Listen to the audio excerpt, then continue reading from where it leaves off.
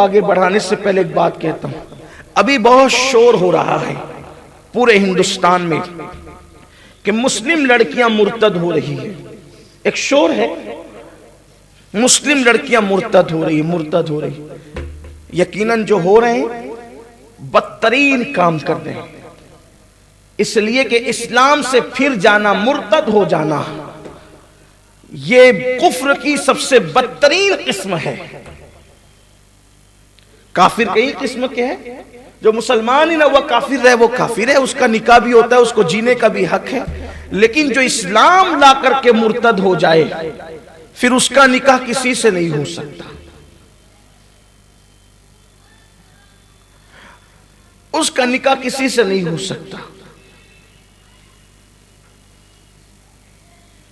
اسے حق نہیں ہے نکاح کرنے کا۔ بدترین لوگ ہیں، لیکن کہیں نہ کہیں ذمہ دار معاشرہ اور سماج بھی ہے۔ ارتداد کی کئی وجوہات ہیں۔ نمبر ایک، ارتداد جس راستے سے ہو رہا ہے شادی اس کا بہانہ بن رہی ہے۔ کیوں شادی بہانہ بن رہی ہے؟ اس لیے کہ وہ لڑکیوں کی عمر ہو گئی اور عمر سے اب زیادہ عمر ہو گئی۔ ہمارے یہاں بیٹا بیٹی کی شادی کی عمر یہ ہے، بالغ ہو گئے، عمر ہو گئی شادی۔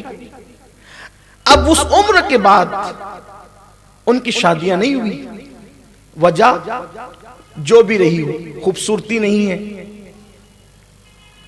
جو لوگ ان لڑکیوں کو مرتد بنا رہے ہیں بھگا کے لے جا کر، وہ ان لڑکیوں کی خوبصورتی نہیں دیکھ رہے ہیں، کیونکہ انہوں نے تو رکھنا ہی نہیں ہے نا، انہوں نے تو کرنا یہ ہے، لے جانا ہے، چند دن ساتھ رکھنا ہے، اس کے جسم سے کھیل لینا ہے، کھلواڑ کر لینا ہے، بعد میں چھوڑ دینا ہے، نہ گھر کی رہے نہ گھاٹ کی رہے۔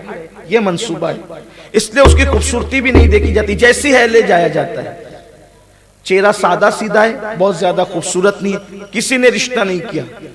میرے بھائی کسی نے نہیں کیا، رشتہ دار تو کر سکتے تھے نا۔ صلہ رحمی کا مطلب صرف کسی کو پیسے رشتہ دار کو دینا تھوڑی ہے۔ رشتوں کو نبھانے کا ایک طریقہ یہ بھی تو ہو سکتا ہے کہ اپنے ایک بھائی کی، چچا زاد بھائی کی یا سگے بھائی کی، پھوپھی زاد بھائی کی یا خالہ زاد بھائی کی کوئی رشتے میں اگر سیدھی سادی صورت والی لڑکی ہے اور اب اس کو باہر والا کوئی کرنے کے لیے تیار نہیں ہے، تو کیا ہم اس کو اپنے گھر کی بہو نہیں بنا سکتے؟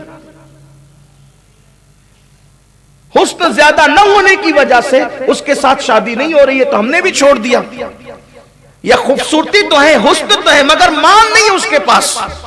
اب ہم بھی رشتہ کرنے کے لیے نکلتے ہیں، بہت دور تک جاتے ہیں صرف مال کے لیے، صرف دولت کے لیے۔ دولت کے پجاری ہو گئے ہیں لوگ، مال کے پجاری ہو گئے ہیں لوگ۔ جہیز کہاں ملے گا، یہ کہاں ملے گا، وہ کہاں ملے گا، وہ کہاں ملے گا، یا تو پھر کم سے کم یہ نام کہاں ملے گا، یار فلاں کے بیٹے کا رشتہ کس کے ساتھ ہوگا، وہ فلاں سائزنگ والے کا، وہ فلاں کارخانے کے کھاتے دار کے ساتھ، وہ فلاں کے ساتھ۔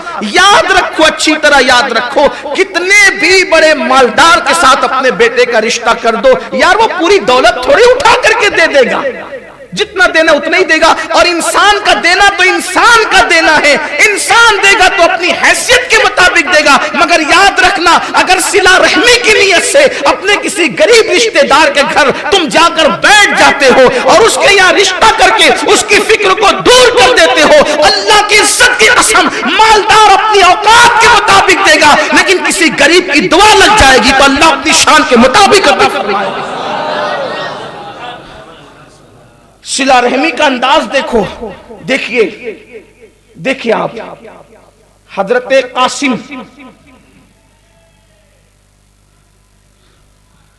حضرت قاسم بیٹے محمد ابن ابو بکر کے، ٹھیک، ان کی بیٹی ام فروہ جو سیدنا امام جعفر صادق کی امی ہے۔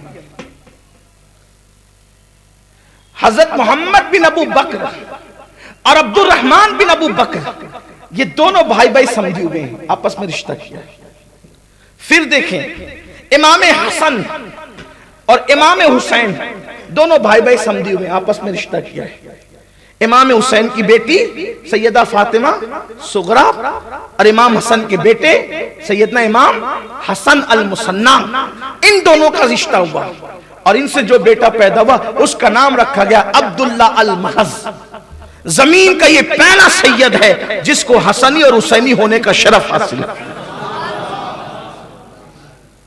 لوگ کہتے ہیں میں یتیم خانے سے ڈھونڈ کے لا رہا ہوں، میں فلاں غریب بستی سے ڈھونڈ کے لا رہا ہوں۔ صحیح بات ہے، سب طرف سے لا، لیکن پہلے اپنا گھر دیکھ، پہلے حقدار تیرے رشتہ دار ہیں۔ آج کل تو لوگوں کو رشتہ داریوں میں رشتہ کرنے میں تھوڑی سی ارے تھوڑا نیا ڈھونڈو، پھر نیا ڈھونڈتے تو پھر نیا ملتا ہی ہے۔ ہاں ہنسنے کی بات نہیں، وہ نیا تو نیا ہی ملتا ہے۔ پھر حضور علیہ السلام نے اپنی سب سے چہیتی بیٹی باہر نہیں دی، مولا کائنات کو دی، جبکہ بڑے بڑے رئیس، بڑے بڑے متقی، بڑے بڑے پرہیزگار مان چکے ہیں۔ آقا علیہ السلام نے فرمایا اللہ کے حکم کا انتظار بھی تھا، اور جب رشتہ کر دیا تو فرمایا فاطمہ میں نے اپنے خاندان کے سب سے بہترین انسان کے ساتھ تیرا رشتہ طے کر دیا ہے۔ بعد میں وہ ترتیب چلتی رہی اور اس کی ایک تفصیل ہے۔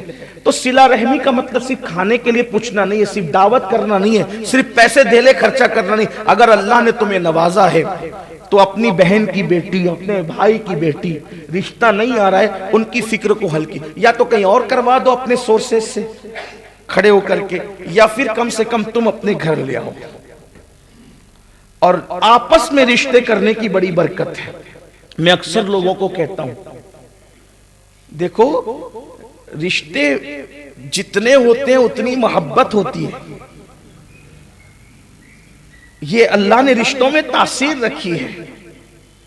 ایک بات آپ سے پوچھوں، یہ قدرت کی شان ہے، قدرت کی شان ہے۔ یہ دوسرے کے بچے کی ناک بہتی ہے تو ہمیں گھن آتی ہے، اپنے بچے کی ناک بہتی ہے تو ہم اس کو ہاتھ سے صاف کرتے ہیں، گھن نہیں آتی۔ کیوں؟ دونوں ہی تو جو ہے وہ ہمارے نزدیک گندگی نظر آ رہی تھی، لیکن ایک کو ہم نے ہاتھ لگا دیا، دوسرے پہ ناک چڑھا دیا۔ یہ رشتے ہیں جو انسان کو محبت کرنے پہ مجبور کر دیتے ہیں، اور رشتوں میں محبت اللہ کی نشانیاں ہیں۔ یہ آپ دیکھیں ایک اجنبی لڑکی جس کو کبھی دیکھا بھی نہیں، صرف کہہ دیا کہ قبول ہے، وہ قبول ہے کہ جملے میں کیا تاثیر ہے؟ یہی تاثیر ہے نا کہ وہ جڑ گئی ہے آپ سے رشتے میں۔ رشتے میں جڑنا تھا کہ اور جو پرانے رشتے تھے وہ بھی اتنے قریبی نہ ہو سکے جس قبول نے اتنا قریب کر دیا، اتنا قریب کر دیا۔ رشتے نبھاؤ، بیوی سے بھی نبھاؤ کیونکہ یہ رشتہ ہی بڑا قریب ہے۔ ایک دن حضرت سارہ کی شکایت، حضرت سارہ کی شکایت ابراہیم خلیل اللہ نے کی، اللہ میری بیوی تھوڑی سی ذرا میرے ساتھ کچھ گفتگو تیز کر لیتی، عورتیں ہیں، حالانکہ کوئی معمولی خاتون نہیں ہے سارہ، جس کی رضا کو قدرت نے خلیل اللہ کے لیے اپنی رضا قرار دیا، کہ جو سارہ کہتی وہ کر جائیں، یہ میری رضا ہے۔ اسی حضرت سیدہ سارہ کی شکایت کر رہے ہیں ابراہیم خلیل، اللہ وہ ذرا گفتگو تیز کر لیتی ہے آج کل۔ اللہ نے فرمایا ابراہیم میں نے تو عورت کو ٹیڑھی ہی پسلی سے پیدا کیا ہے، اب اس کو سیدھا نہ کرنا، سیدھا کرو گے تو توڑ دو گے۔ نبھاؤ، نبھا کرو، نبھا کرو، نبھانے کا حکم دیا کہ نبھاؤ اس کو۔ اور پھر اللہ تبارک و تعالیٰ نے بشارت دی کہ جو لوگ عورتوں کی سختیوں پر، ان کی تلخیوں پہ صبر کرتے ہیں، گھر بیٹھے رہنے کے بعد بھی ہم انہیں جہاد میں شرکت کا ثواب عطا کرتے ہیں۔ بلکہ ایک حدیث میں اللہ کے رسول علیہ السلام نے یہاں تک فرمایا کہ جو اپنی بیوی کی تلخیوں پہ صبر کر لے اللہ اسے صبر ایوب کا ثواب عطا کرتا ہے، اور جو عورت اپنے شوہر کی تلخیوں پہ صبر کر لے اللہ اسے حضرت آسیہ اور مریم کے ثواب کے برابر ثواب عطا فرماتا ہے۔